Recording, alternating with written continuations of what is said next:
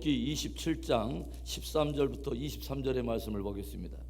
악인이 하나님께 얻을 분깃, 포악자가 전능자에게서 받을 산업은 이것이라.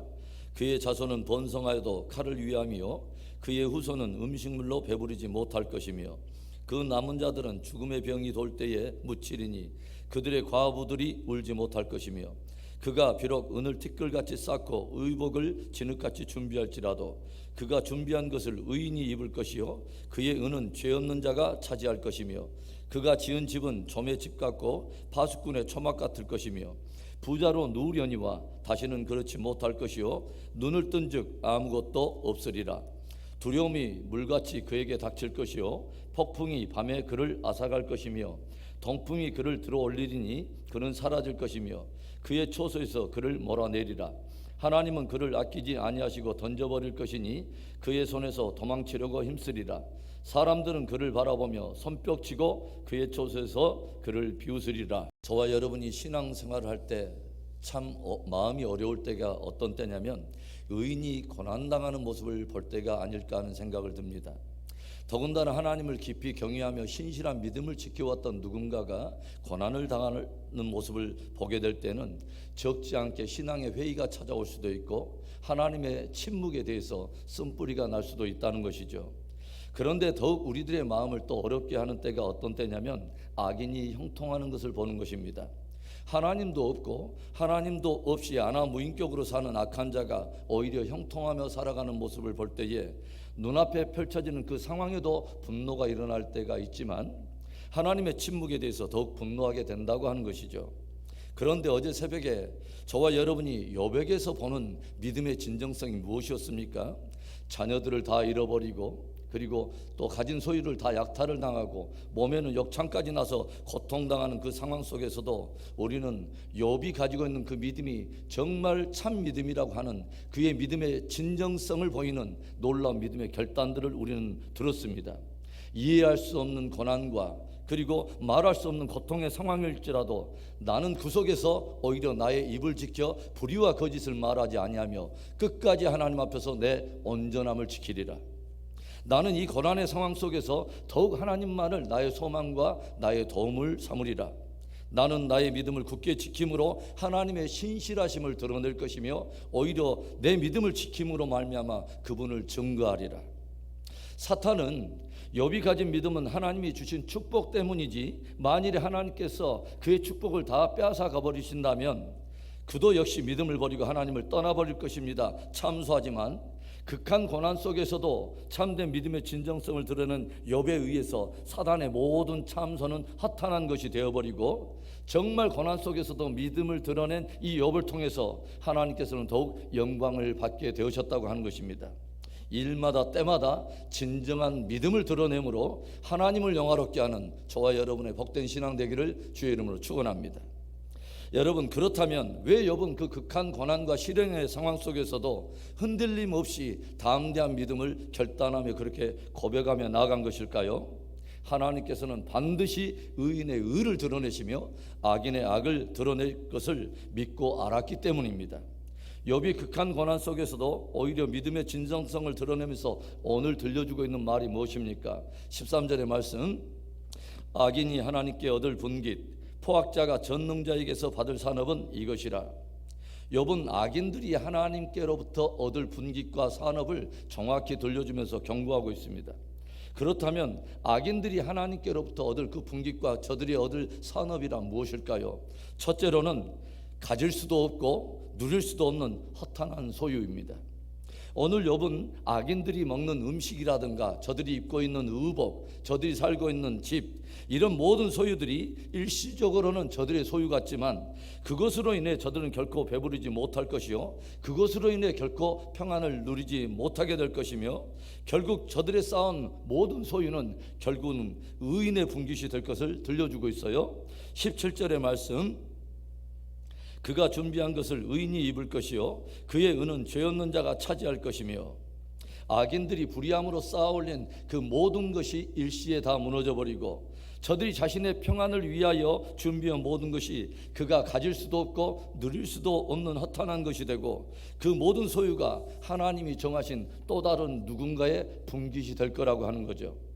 우리는 예수님께서 친히 들려주셨던 한 사람의 이야기를 잘 알고 있어요. 밭의 소출이 너무도 풍성해서 쌓아둘 곡간이 부족하여 고민하던 부자가 그 스스로에게 무엇을 말합니까? 내가 이제는 이 모든 곡간들을 다 헐어버리고 더 큰 곡간을 지어서 그곳에 내 모든 곡식과 물건들을 쌓아두며 이제는 평안히 쉬고 그것을 즐기며 이제 그것을 먹고 마시며 내가 좀 평안히 누리리라. 그런 그에게 하나님께서 그 영혼에게 조용히 들려주시는 음성이 있죠.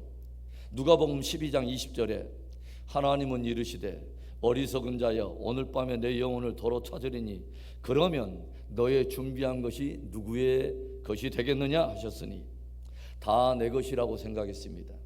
다 내 곡식이라고 생각했어요. 다 내 소유라고 생각했습니다. 그러나 그 부자는 내 자신의 모든 것을 주관하시는 하나님이 계신다고 하는 이 사실을 모르고 있었고 그분이 정하신 심판적 운명이 있다고 하는 것을 무시하고 살았다고 하는 것입니다. 어리석은 자여, 어리석은 자여. 그 사람의 어리석음이란 무엇을 말하는 것입니까?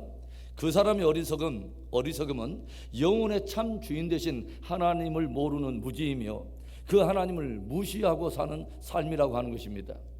오늘 밤 내 영혼을 도로 찾으리니 그러면 내 준비한 모든 것이 누구의 것이 되겠느냐. 악인들과 포악한 자들을 향해서 하나님께서 정하신 그들이 얻게 될 그 기업과 분깃은 결국 저들이 가질 수도 없고 누릴 수도 없는 공허함과 허탄함 뿐이 될 것이라고 하는 것이죠. 그리고 하나님께서는 저들의 소유와 분깃을 의인에게 돌리신다는 것입니다. 솔로몬도 잠언에서 이런 말씀을 들려주고 있어요. 잠언 13장 22절에 선인은 그 산업을 자자손손에게 끼쳐도 죄인의 재물은 의인을 위하여 쌓이느니라. 여러분, 모든 것이 하나님께 속해 있고 하나님의 주권 아래 있음을 여러분은 믿으십니까? 결코 가질 수도 없고 누릴 수도 없는 허탄한 소유가 아니라 하나님이 세워주시고 하나님이 지켜주시는 참 소유를 얻게 되고 하나님의 영광을 위하여 또한 멋지게 쓰임받는 인생 되기를 주님의 이름으로 축원합니다.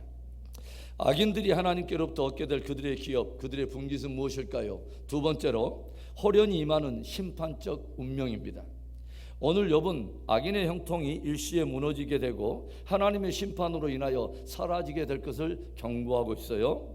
20절부터 22절의 말씀, 두려움이 물같이 그에게 닥칠 것이요 폭풍이 밤에 그를 앗아갈 것이며 동풍이 그를 들어올리리니 그는 사라질 것이며 그의 초소에서 그를 몰아내리라.